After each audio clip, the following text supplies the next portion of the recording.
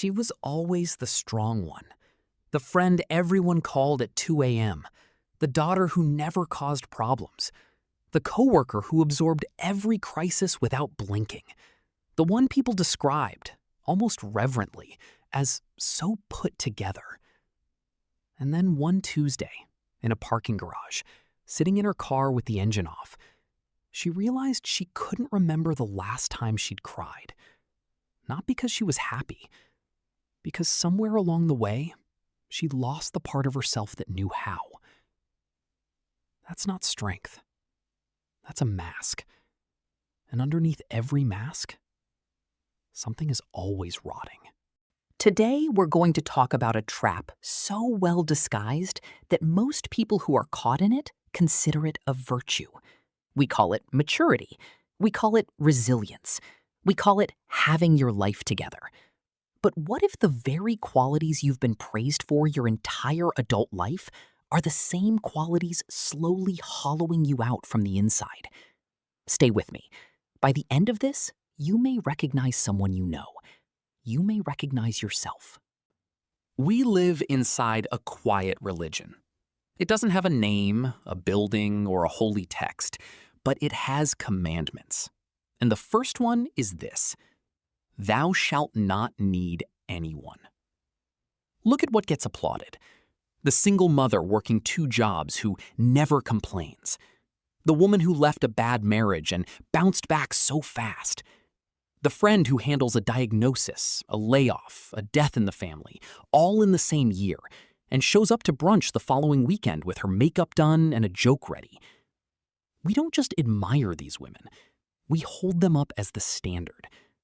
We say, without saying it, that this is what a healthy, evolved, emotionally mature woman looks like. Nobody asks what it costs. Hyperindependence didn't appear by accident. For a lot of women, it was built, plank by plank, out of necessity. Maybe it started with a parent who couldn't be relied on, so a child learned early that needs were inconvenient, even dangerous to express. Maybe it started with a partner who punished vulnerability, who treated tears as manipulation and softness as weakness to exploit. Maybe it started in a workplace that made it clear, again and again, that emotional displays end careers. Whatever the origin, the lesson lands the same way. Do not need. Do not ask. Do not show the cracks. And here's the cruel twist. The thing that started as a survival strategy gets mistaken over time for personality, for identity. She doesn't think of herself as someone protecting an old wound. She thinks of herself as just not the type to lean on people. She says it almost with pride. And the people around her, instead of noticing the defense mechanism, applaud the armor. They call her strong. They call her low maintenance. They call her easy to be around because she never asks for anything back. What nobody tells her is that an emotional system built entirely around never needing anything eventually stops being able to receive anything either. Not comfort, not help, not love that doesn't come with a transaction attached. So ask yourself, honestly. Let's make this less abstract. Let's look at 3 women who, on paper, are doing everything right. The first is a senior manager at a mid-sized firm, 38, the kind of employee bosses describe as a rock. During a round of layoffs that gutted her department, she ran the numbers, broke the news to 12 people personally, then went home and made dinner for her kids without telling her husband what kind of day she'd had. He found out 3 weeks later from a colleague's wife at a dinner party. When he asked her why she hadn't said anything, she genuinely didn't have an answer. It hadn't occurred to her that she was allowed to. The second is a woman in her 40s whose mother is dying slowly over the course of 18 months in a hospital 2 states away. She flies out every other weekend. She manages the medical paperwork, the insurance calls, the late-night phone calls from confused nurses. Her siblings call her amazing for handling it all so calmly. What they don't see is that she has started biting the inside of her cheek so hard on every flight home that she's drawn blood twice. It's not a tic. It's the only place she lets the feeling out, because crying in public, even in an airplane bathroom, feels like a luxury she hasn't earned. The third is younger, 29, recently out of a relationship where her ex told her more than once that she was too much when she got upset, and cold when she didn't. So she stopped doing both. She built a personality entirely out of unbotheredness. Funny, chill, never the one who cries at brunch. Her friends love her for it. She has started to suspect, quietly, that she doesn't know how to want anything anymore. Because wanting requires admitting you don't already have it. And admitting that feels, somewhere deep in her chest, like exposure. 3 different women. 3 different histories. The same architecture underneath. A self built not around what they feel. There's a 4th woman worth mentioning, because her story shows how far the pattern can travel before anyone notices. She runs a small business, employs 11 people, built it from nothing after her divorce, in a year when most people would have been allowed to fall apart completely. She didn't. She negotiated the lease on her new apartment the same week she signed the papers. She trained herself to talk about the marriage, when it came up at all, in the flat, summarized language of a news report. Dates, facts, no weather in it. Her friends started calling her unshakable. She let them. It felt for a long time like the kindest thing anyone had ever called her. It took almost 2 years before she noticed that she'd stopped being able to. And here's the detail that should unsettle you. None of these women would describe themselves as suffering. If you asked them, they'd say they're fine. They'd say this is just who they are.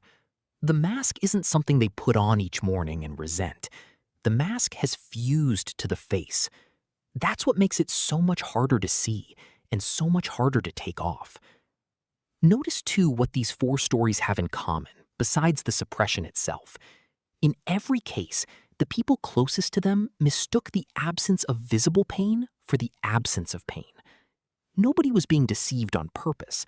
The performance was good enough, consistent enough, that it stopped registering as a performance at all. It simply became who she was. So what does it actually do to a person, this permanent performance of being fine? Start with the nervous system. A body that is never allowed to fully express distress doesn't get to discharge that distress. It gets stored. Chronic suppression keeps the body in a low simmer of hypervigilance, a baseline tension that never fully resolves because the threat response never gets to complete its cycle. This is why so many unbreakable women describe a strange, specific exhaustion that sleep doesn't fix. It isn't tiredness from doing too much.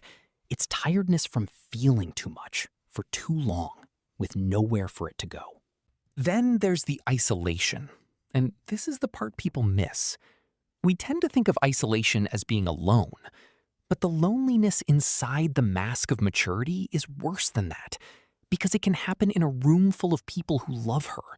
She can be surrounded by friends, by family, by a partner who would absolutely show up if she asked, and still be entirely alone, because nobody in that room has access to what's actually happening inside her. She has made herself unreachable, not through distance, but through composure. Connection requires being known, and she has spent years making sure no one gets close enough to know.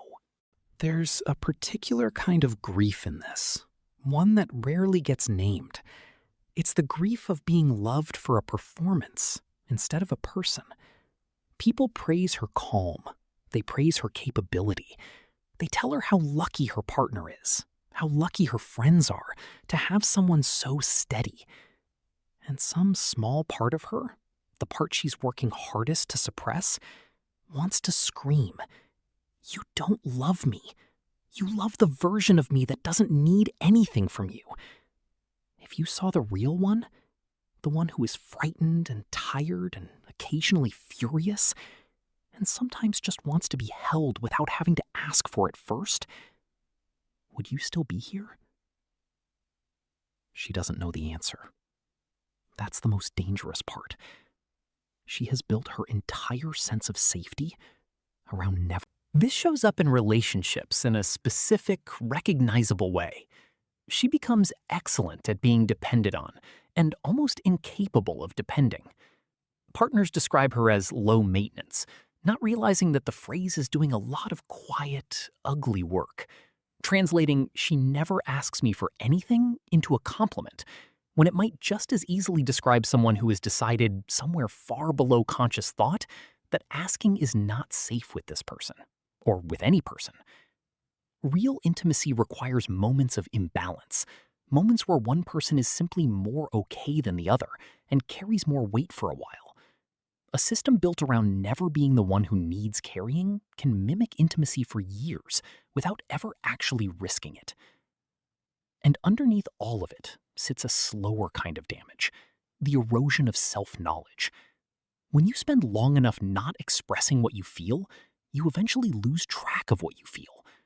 Not because the emotions stop happening, but because the internal signal gets so quiet, so habitually overridden, that by the time it reaches conscious awareness, it's already been filtered, minimized, repackaged into something more presentable.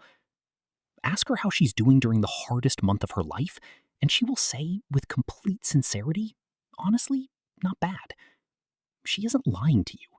She's lying to herself first, so convincingly that she no longer notices the lie.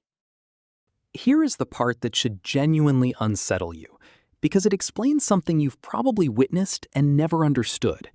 Why the strongest people are so often the ones who collapse the most suddenly and the most completely. A person who processes emotion in smaller, regular amounts builds a kind of resilience through practice. They cry sometimes. They ask for help sometimes.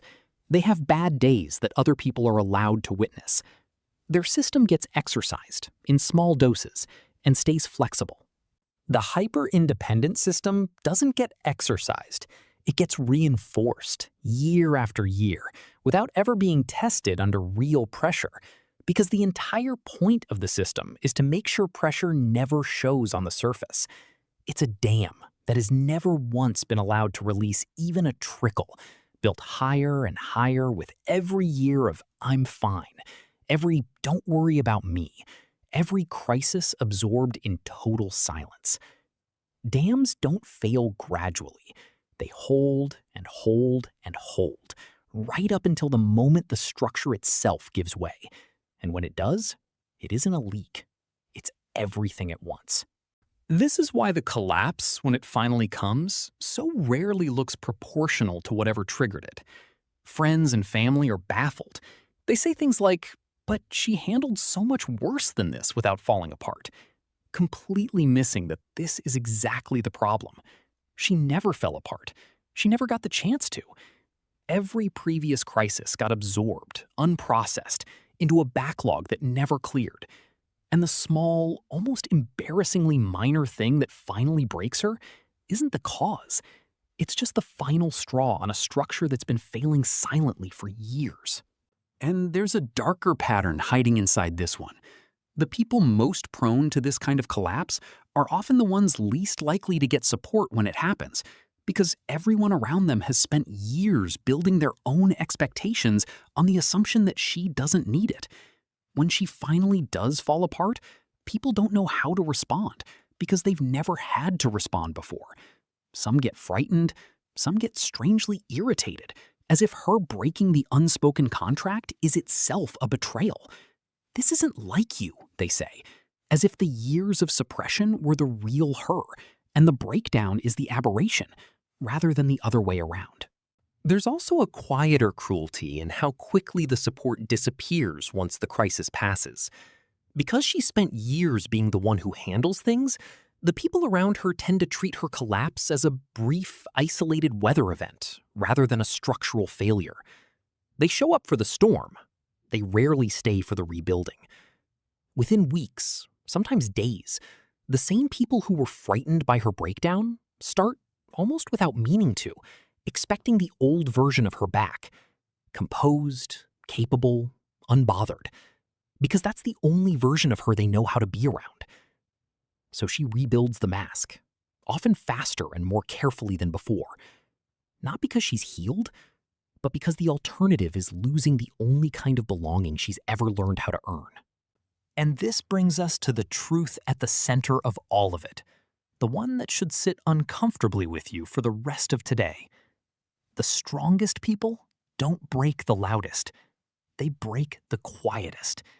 And that is exactly what makes their collapse so devastating, because nobody sees it coming, including, most of the time, the person it's happening to.